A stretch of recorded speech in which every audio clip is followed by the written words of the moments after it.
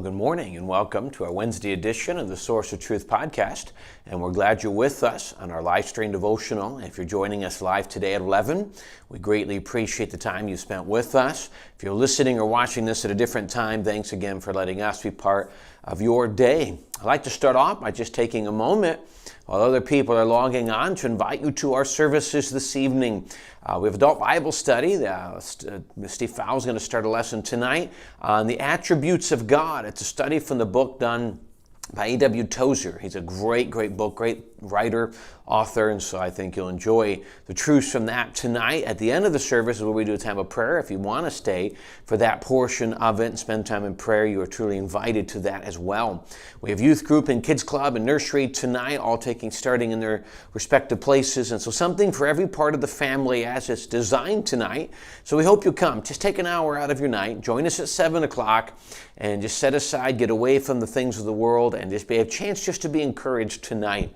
That starts at 7. If for some reason you're unable to make it, the adult Bible study portion of Wednesday night will be live streamed from the auditorium. So if you can't make it here, at least you'll be able to watch the Bible study section in the auditorium.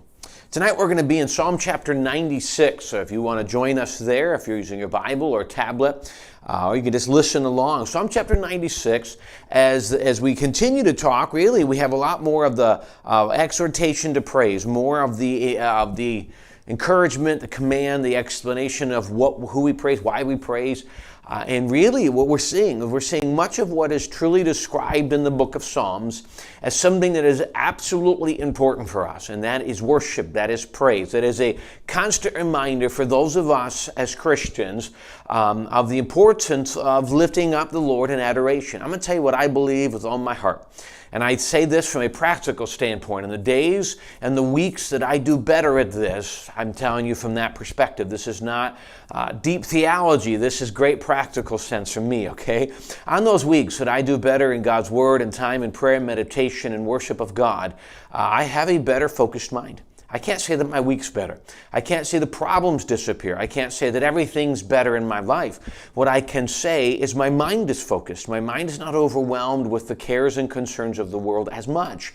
Because when we worship God, it places a constant reminder of our focus back upon God.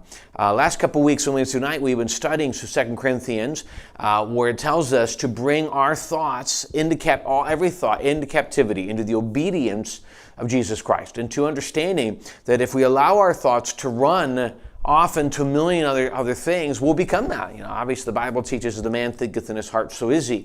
And so as our mind thinks on the negative and focuses on the negative, then we become that. If we get focused on the uncertainty, we struggle with uncertainty. So it's important for us to have a proper focus. And one of the absolute necessary avenues needed to help us have a proper focus is worship. Because worship in and of itself places God back where he needs to be. God doesn't leave the position of sovereignty on the throne, but God absolutely does. We have a tendency to take him off the throne of our life, I guess is the best way to put it.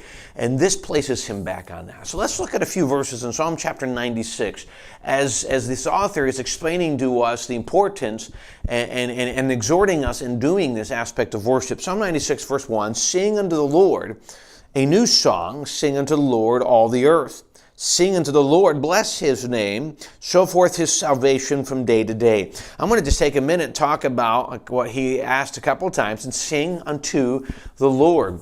Music is something that was given to us by God for multiple of reasons. I do believe that music was created for a level of entertainment. I don't think that anything that is non-sacred is wrong. I do say that there is some absolute music out there that is absolutely sinful. It just glorifies and brags on a sinful lifestyle. Well, anything that we bring into our life and glorify that just glorifies a sinful lifestyle is something that we should stay away from. He says, come out from among them, be ye separate. Touch not the unclean things. So there should be some things out there that we should stay away because that's glorifying what God hates.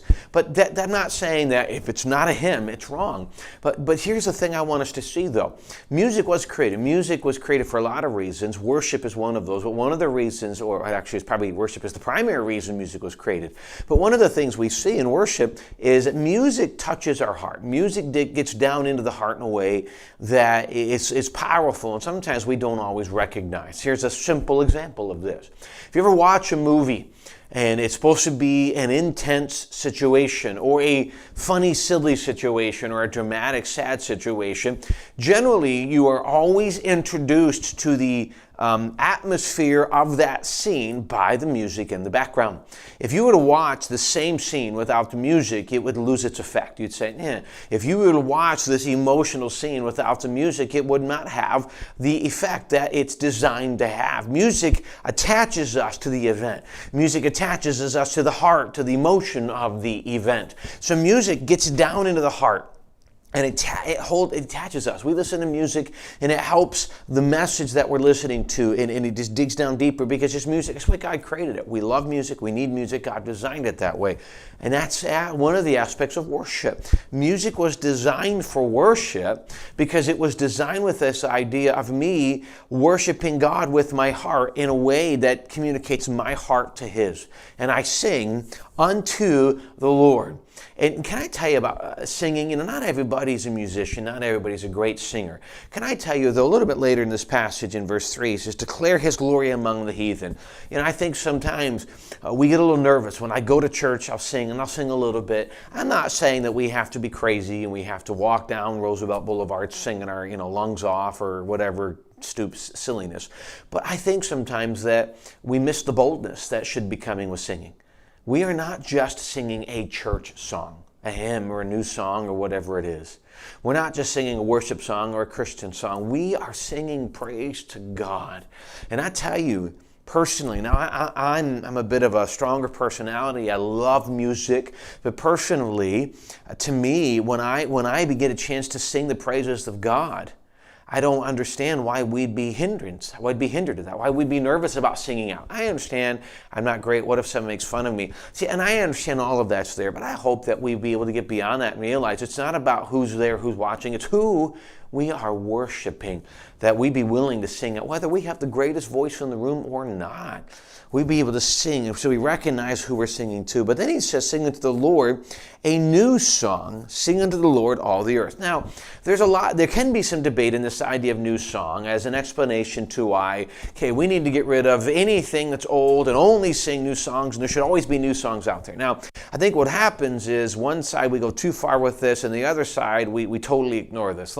Here's what I want to do. I don't want to debate the different aspects of music today. I want to look what the psalmist said. What does this mean? So sing unto the Lord a new song. So there's a couple words that describe the word new. Very simplistically, new is just that new. It's not necessarily always old. It's new. And it also means distinct, different. All right, so when it's a new song, it's different and new in my heart. So I'm singing new because I have been renewed. Like my heart has been renewed to God, I'm singing a song. I'm not singing the music of the world that is glorifying the flesh and glorifying things. I am singing a new song. It's a renewing of my mind, as he says in Romans chapter 12, and that rethinking brings with it a new song. Now, a lot of people say the word, they go, well, it's not new, it just means different. One of the definite synonyms of the word being used here for new is definitely different, distinct. And that simply means that when I'm singing it, it should be distinctly to God. But another word that defines this word new, it also means fresh. And fresh simply just means fresh and new. And here's the idea that we say, well, it's got to be this written by this person, or it's got to be this old, or it's got to be brand new.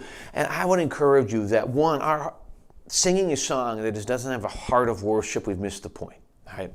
So in the song, yes, there's some great hymns of the faith, great old music out there that is powerful, but there's also some good new music. And you say, well, I don't know. We see some of the newer people look at the old music and say, it's just old, I'm done. And we miss out on some of the great, powerful truths that come from the hymns and some from the things that were written from centuries. We miss out on some of the heritage and the history of the church. But we look at the new stuff and we say, well, I'm only going to sing something that's 100 years old, and we miss out on what God's doing in the hearts of church right now. We miss out on some of the great new doctrines, great new things that can stir us. And frankly, from my point of view, we sometimes sing the same things over and over. They become tradition. instead of worship. And boy, we don't want to do that. We don't want to get away from truly worshiping God and just going to tradition. And so we listen to new words, and it's good. It's challenging to listen to new words because sometimes we hear a song, we sing it, we don't even know what we're singing. We just kind of get through it. We don't even think about it. But when you sing a new song and you sit back and say, man, those words, why? Because they challenge you to think about the words that you're singing. And that's great. And that's why it talks about new, distinct, fresh. All of that comes under the same thing. And so, don't get me wrong, you can sit back and say, well, all new music's wrong. I think we can be very careful with that. There's some new music out there that I would believe probably is not what I think fits what God's describing here. It goes a little too far. But then I think we lose the fact that if we only hold the things old, we lose the idea of new. And he says right here, simply put out, sing unto the Lord a new song, a new song, distinct song, a fresh song. These things do talk about the idea that there are some things out there that are great, that we can use, that we can embrace. And we look at the doctrine of it and say, man, what does it say about God? I'm afraid that we throw away some really great things out there based upon a tradition, and I hope we wouldn't. I hope we would embrace this and say, Lord, what can I learn from this? We should always be learning, always expanding, and always growing, and allowing God to do a work in our heart in this area of worship. He says in verse 2, sing unto the Lord, bless his name. Show forth his salvation from day to day. Bless and brag on the salvation we've been given. Begin in verse 3. Declare his glory among the heathen, his wonders among all the people. This is why we worship. We declare his greatness. We declare his glory. But he says, among the heathen. Can I be honest with you? This is just something God has, he convicts me about constantly. And studying this morning was no different. We are so quick to worship and declare God in the auditorium. We're so quick to worship God and declare his goodness amongst other Christian friends. We're so quick to declare the glory and worship of God amongst other Christians. And yet he says right here, declare the glory among the heathen. The heathen simply means those who have yet to call upon Jesus. We are so good at isolating ourselves and singing his praise because we're comfortable there. And it's, may we sing his praise out. May we be sharing with others the greatness of God and what he's done in our life. May we not be so comfortable in the midst of an auditorium of things that we fail to do in our mission field. It may be something that help us, Lord, help us. It's not easy, but boy, we get a boldness for Christ. Paul said, I am not ashamed of the gospel of Christ. We get a boldness because of what he's done for us. We should be as bold for him as we would be for anything else that we would talk to neighbors about. I hope that would encourage us, that this worship would drive us to be reminded of who God is, his greatness, his goodness to us, and his commission to us to share that love with others. Thank you so much for the chance to give me a chance to be part of your day today and taking a few minutes with us on this Wednesday. Again, invite you tonight, 7 o'clock, in person or online, and we hope you join us in either one of those situations. And again, we just appreciate the chance to be part of your day, and we hope you come back and join us again tomorrow.